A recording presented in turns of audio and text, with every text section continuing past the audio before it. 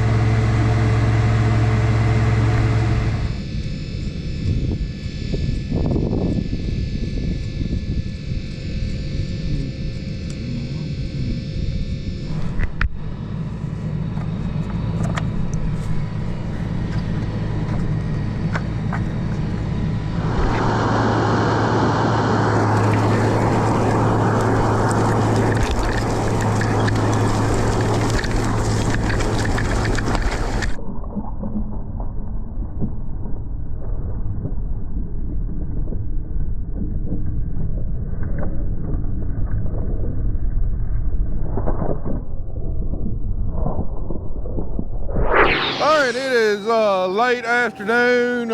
We just got our first 20 acres done. I've been playing around with this drill. It took me a while to get it calibrated and set where I wanted to, and then whenever I got started, I kept on having problems with a few of these front units. The hoses would get choked up, and for the most part I was getting blockages down at the seed boots. And after further investigating, I actually put a camera on this unit right here, and it's hard to tell, but this seed tube right here is your singulating seed tube for the singulating meters that we're not using, whereas my seed is coming out of that seed boot. And if you see, there ain't not much of a gap between the singulating seed tube and the boot, and the soil's got just enough moisture in it that the disc was kicking up soil, and this was blocking it from getting thrown out, and it would kind of pack between this seed tube and the seed boot. And it wasn't doing it on all of them, but there were several of them. I kept on having problems with blockages like this one right here, so we wound up taking that singulating seed tube off, and ever since then the problem ones have not been choking up. So that's kind of a design issue that I've already contacted Bourgualt about. They're going to get with their engineers, and we didn't see it. We did see it a little bit during corn, but didn't figure out exactly what was causing it. But in corn, when we were drilling our cover crops, the soil was powder dry. I mean, it was dust. Now we got a little bit of moisture in the soil, and you know, it's just kind of wants to pack in there just a little bit more. So we got our first field planted, and we're going to check all of our towers, just make sure we don't have any more blockages, and make sure we're good to go. All right, I checked my other 3 towers. Just got one more to check.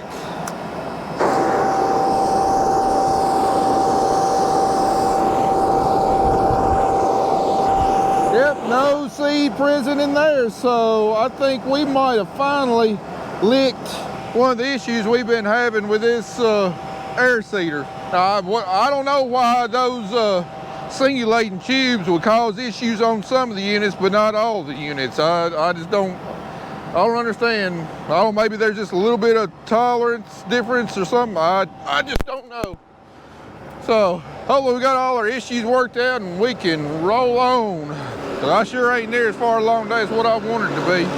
Anyway, we got fortunate with that rain event, whereas they were calling for like between 1 inch to 1.5 inches of rain. We wound up only getting 0.2 of an inch, so we was knocked out for about a day, and back in here today. So we got really fortunate, because this might be the latest I've ever started planting wheat in my career. It's Saturday, November the 11th, and if you've been following us, you know we got a deadline of November 15th to get full crop insurance coverage on our wheat. So I've got 500 acres I got planted in 4 days. I've done that much before. I think last year, well, I did like 415 acres in 3 days. So we can get it done if I can keep this Bourgualt running and don't have, you know, a bunch of issues with it. You know, during cover crop planting, you know, it was always something little, you know, not major things, but always something little. But I think we got a lot of those issues straightened out, just like I showed you about the, you know, the clogging up of the seed boots and everything. You know, just kind of things that kind of been plaguing us, but really couldn't quite figure out why. And I think we might have found a solution. So I know if I don't have to worry about seed boots plugging up and getting off to check them, you know, once every 30 minutes or so, I know that go a long ways towards speeding us up. And another one of my concerns was a hydraulic flow, because we're actually putting out 165 pounds per acre of seed, because the seed that I saved got the biggest seed size that I've ever seen. It was like 10,500 seeds per pound. And as late as we're planting, because the wheat's not going to have as much time to till her out, we're having to increase our rates. So 1.8 million seed per acre comes out to 170 pounds per acre. Let me straighten it all up a little bit. So, and you know, the more pounds per seed you put out, the more airflow you need. And you know, instead of having to run my fan on 3,500 RPM, we're having to run it on about 4,500 RPM, and worry about not having enough hydraulic flow to run the fan at that RPM and my openers. But so far, it's working out well. We did have to lower the flow to our openers a little bit, but they're still working pretty good. Hey, I'll keep on getting crooked on me here. I think my GoPro clamp's about wore out. But anyway, you know, you would think with a 30-foot drill, I could get a whole lot more covered per day than I could my 20-foot drill. But, you know, I can't pull this drill near as fast as my 20-foot. My 20-foot, I could run 7.5 miles an hour all day long. Yeah, it's more turning around, you know, but versus about 5.5 miles an hour with a 30-foot drill. Not going to have to fill up as much, and when I do fill up, it's going to be quicker, because we're filling up straight out of a fertilizer truck rather than a seed tender. And I can, instead of hauling enough seed for, I think like 25 acres is what I used to get out of my 20-foot drill, we can haul enough seed for about 55 acres. So not going to have to fill up as much. So hopefully that'll help speed us up a little bit. But anyway, guys, for better or for worse, the 2024 season begins today. Well, I came up here on this grain tank. When you unfold it, I think when we got it back, one of these engine doors were still open. So when he unfolded the grain tank here, it jammed this up and bent it all to pieces. And we already bent it once and put it back together on there, and this time actually it completely popped out of its little socket that it's supposed to sit in, just like that. which it's not even reaching now. And this is supposed to be straight, so it's pretty bent up this time, and it looks like there might be there's definitely a crack there. So first and foremost, I'm gonna see if I can get this off one more time and maybe straighten it out a little bit. It's pretty bent this time, but I'm gonna see how straight we can get it and see if we can get it off at least, and maybe put back on. We've got one of the gas struts that help pick this ladder up and down. We've got to replace it. It's been leaking for the past year now, so I believe it finally gave out on us the other day, and just blowing out the filter and checking the oils and stuff like that. So yeah, but I'm gonna get after this and go from there. All right, so this is what we're working with here. It said there was a crack in it, but when I unbolted it, it completely broke off, and I don't believe that is enough to play with to straighten that out. I'm gonna put it in the vise, and I know I can straighten this one out, but I'm gonna put this one in the vise and just to see what can come straight out of it. Well, I'm gonna give Matt a call real quick. I don't think he knows it's broken half like this, so might as well call him and let him know, and I can get started on something else. Ooh, bright. Need my glasses on, but I'm not trying to cut anything. We're just gonna heat it up. All right, we're pretty red now.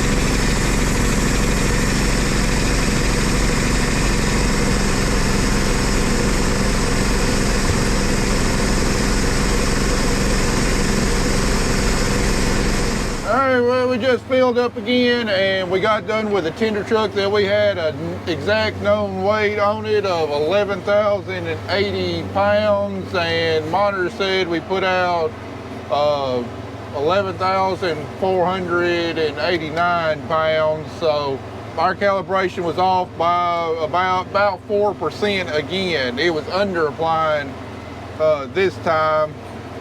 So we bumped up the rate in our monitor by 5 pounds an acre to compensate for it. But again, the calibration on this thing is not 100% accurate. I mean, probably accurate enough for a drill or air seeder. I mean, it's not going to be like a precision planter or anything, but I was hoping it'd be just a little bit closer than what it is. But yeah, we didn't have a great first day of wheat seeding. We got right around 60 acres done. A lot of yesterday was getting the thing calibrated and set, especially the depth. I think I had to go through and adjust the depth 3 different times on 48 units to get it exactly where I wanted it.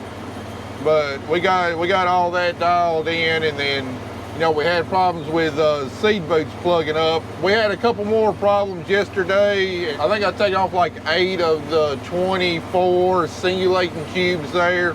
Now, what the units that we've taken the singulating cubes off of have had no more problems with them plugging up. These are all new ones, so every time I have a seed boot choke up, I just go ahead and take the singulator off, and we're not having any more problems out of them. So, you know, that's one of the things Bourgualt wanted me to test, is under our conditions. We didn't see this problem quite as much in corn because we were basically drilling in the dust. The soil was bone dry, and, you know, it just turned to dust. We do actually have a little bit of moisture here. We've actually got what I would consider to be absolutely ideal planting conditions. Just the right amount of moisture, not heavy or anything, but it's the type of moisture that they really don't see out west in the conditions that they're planting in. So, you know, that's kind of what they're wanting to see me use this air seeder for, is to test it under our conditions and see what kind of modifications they need to make for this machine to work well under our conditions. And you know, we found out quite a few things. So I've been in contact with Bourgualt and let them know my problems, and you know, they're going back to the engineers, and I imagine a lot of this stuff we're going to see a little bit of tweaking on to you know, hopefully better adapted to our conditions. You know, when they delivered this machine to me, you know, they were confident in its abilities, but they didn't you know, they were very clear that, look, this works well under our conditions. We think it'll work well under your conditions, but there's likely to be some issues, and that's what we're seeing. So I have the utmost confidence that you know, over the next year or so, you know, if they want to break into this market, you know, there'll be some design tweaks on it to, you know, to be able to adapt it to our conditions just a little bit better. And just like you saw this morning, that issue with the tire, that's actually the new one that I put on. I noticed yesterday that it looked a little low, but I mean, I was wanting to plan, didn't think anything about it, and got over to this farm last night and saw that it had popped off the rim.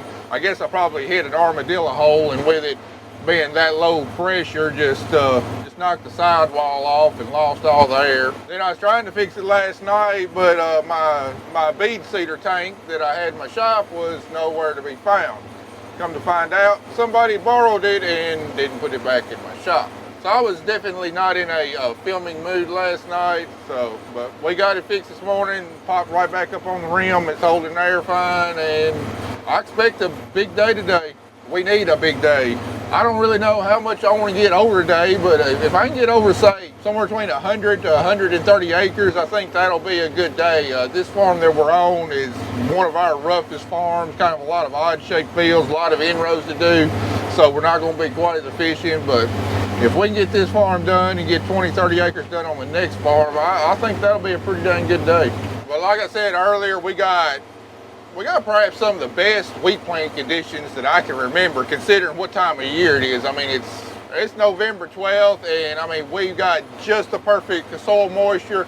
Temperature still reasonably warm, no big chances of rain coming in. So even though it's late planting, I expect a picture perfect stand of this wheat, and I expect it to come on up reasonably fast, which we need. We don't need it sitting in the ground. We need it up going. We need it sitting as many tillers as it can, because you know, we're planting later than what we like to, and that limits how much the wheat can like branch out and put on more heads. That's one reason we're putting out, you know, almost 1.8 million seeds per acre to get as many heads out here, because the wheat's not going to have as much time to tiller and put on those secondary heads as what we would ideally like. So we definitely need this weather. We need this wheat to come up fast and get off to a real quick start to maximize for our to hopefully minimize our late planting date.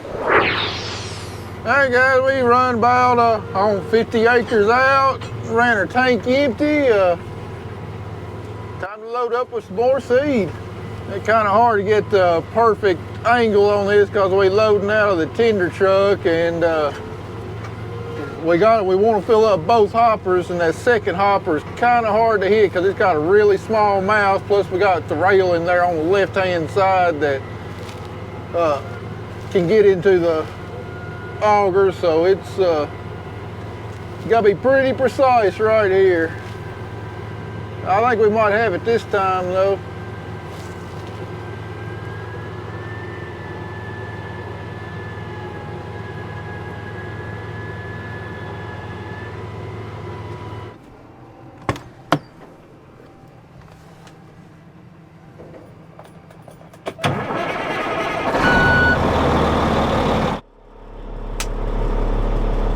Looks like I need to back up a little more.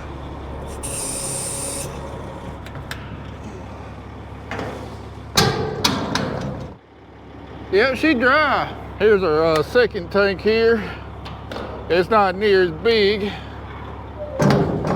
and it just runs into the third tank there.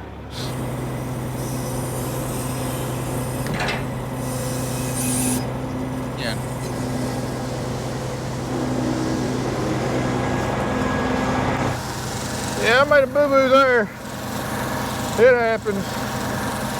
Anyway, after running several loads, these two tanks combined, you stuff them full, hold around 7,900 pounds.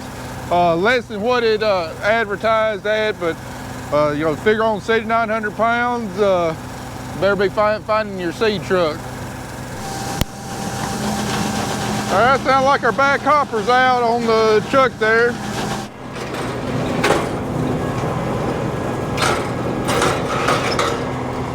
The one definite huge advantage to this air seeder over my box drill is it'll hold about twice as much seed as what my drill will. I think my drill, most I've got in there is like 3,900 pounds, whereas, you know, we can get 7,900 pounds in here. So, you know, we go over twice as many acres between fill-ups. Plus, filling up doesn't take near as long because we're filling up out of this big auger versus the small tube and belt that I have to use on my seed tender on my drill. So we can get filled up quite a bit quicker, just depending on how long it takes me to get all this lined up just right. You know, this tank number 3 is definitely not hard to hit, but tank number 2 ain't got near the opening in it. And now we're gonna shove it all in the corners, try and pack as much in here as we can.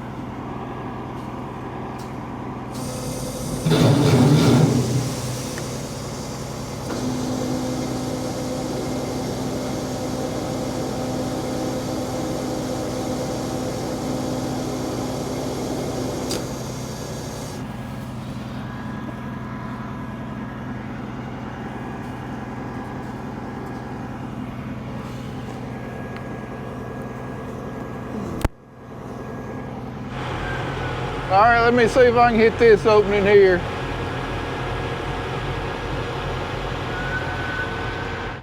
No, that ain't quite gonna work. I can't back up anymore because of the railing, so we're gonna have to get a kind of a steeper angle to get that one to line up. All right, that ought to work right there. Now, the second tank right here, I believe, holds around 2,000 pounds, whereas the front, number 3 holds around 6,000.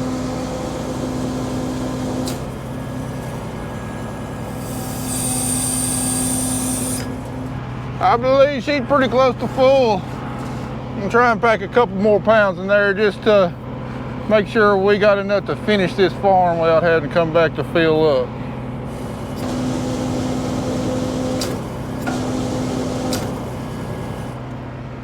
That'll get us about another 50 acres. A huge thanks to Helena to making wheat planting as easy as possible on me. Just leaving a fertilizer truck full of wheat seed out here, keep me running all weekend long. Cause I know my seed tender, it get me a few hours, that's about it. All right, look here on the screen. Bourgualt thinks that the density that my wheat is, it should hold 9241 pounds, not even close. About 7,900 is all it'll hold, and you say you don't get the blue line all the way up there. All right, with that sun going down,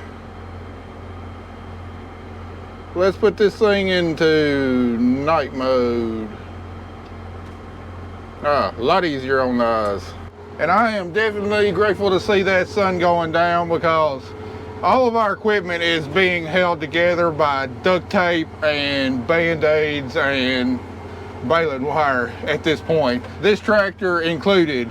Mentioned back planting cover crops that it's all, you know, my fan blower was starting to die on me, and well, it's almost at the point of dying. I've got it all the way on max, and I'm just getting just a little poof of air coming out of the vents here. This fan is about shot, and even though the temperatures outside been about 65 degrees today, all that sun hitting this glass, even with tinted windows, it gets a little warm in here. So I'm glad for that sun to go down so I can quit sweating a little bit. Man, this off season can't get here quick enough to where we can start repairing some of our equipment and getting it ready for next year. Because we had to go much longer this year. I don't know if some of our equipment gonna make it. And we're not done yet. It still might not make it, but let's keep our fingers crossed. We you know, it's just little aggravating things that, like AC, that are giving us problems instead of the major things that actually shut us down.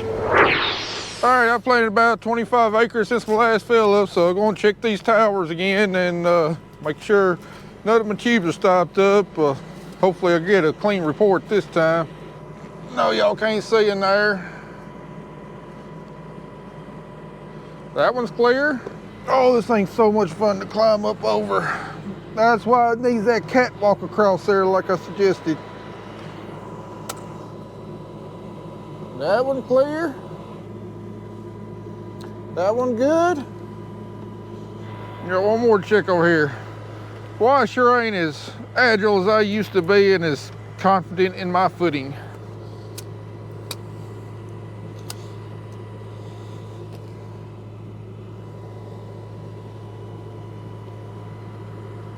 All right, they are all clear. So I haven't had one choke up here in at least 50 acres. So maybe I got all the problem singulating tubes off. The rest of them on there haven't caused a choke up yet.